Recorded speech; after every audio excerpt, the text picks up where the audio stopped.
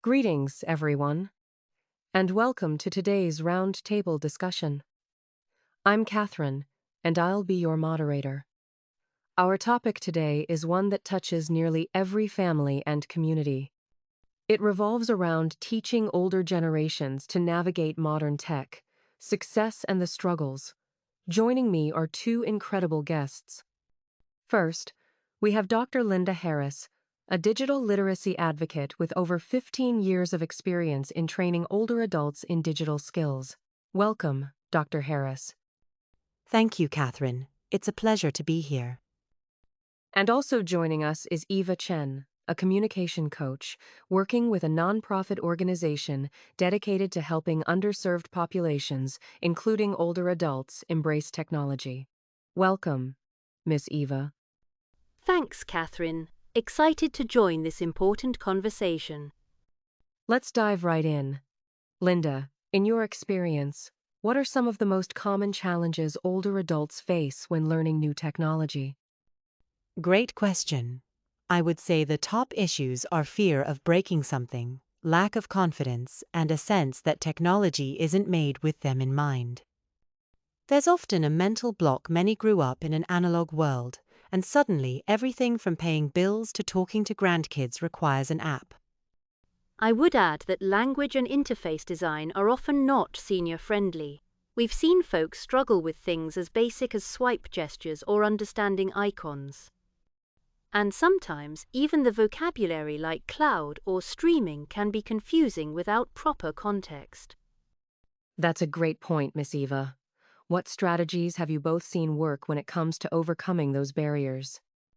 Patience and personalization are key. I've had success using analogies they relate to. For example, explaining cloud storage as a digital version of a filing cabinet. Also, one-on-one tutoring works wonders, especially when led by peers or family member. We developed a mentorship program pairing tech-savvy teens with older adults. The intergenerational learning dynamic is powerful. Mutual respect builds quickly, and both sides gain. Also, using voice assistants like Alexa or Siri has been a surprisingly accessible entry point for many seniors. Those are inspiring methods. Can you share a specific success story that stood out to you? Absolutely. I worked with an 82-year-old retired teacher who was terrified of using a smartphone. Over a few months, we focused on just one app at a time. Now she's the most active member in her family's group chat and even helps her peers at the community center. One of our proudest moments was helping a grandfather in a rural town join his daughter's virtual wedding overseas. He'd never used Zoom before, but we got him up and running and he was front row from his living room. He cried, and so did we. That's beautiful.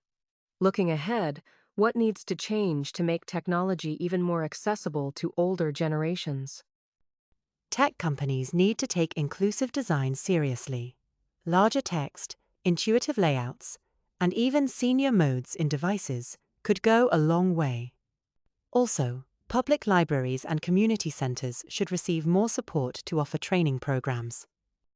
I agree. I would also love to see mandatory digital literacy programs, similar to financial literacy.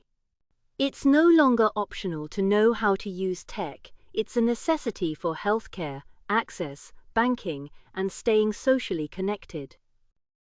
Thank you both so much for your insights. Clearly, while challenges remain, there's also hope and a lot of innovative work happening to bridge the gap.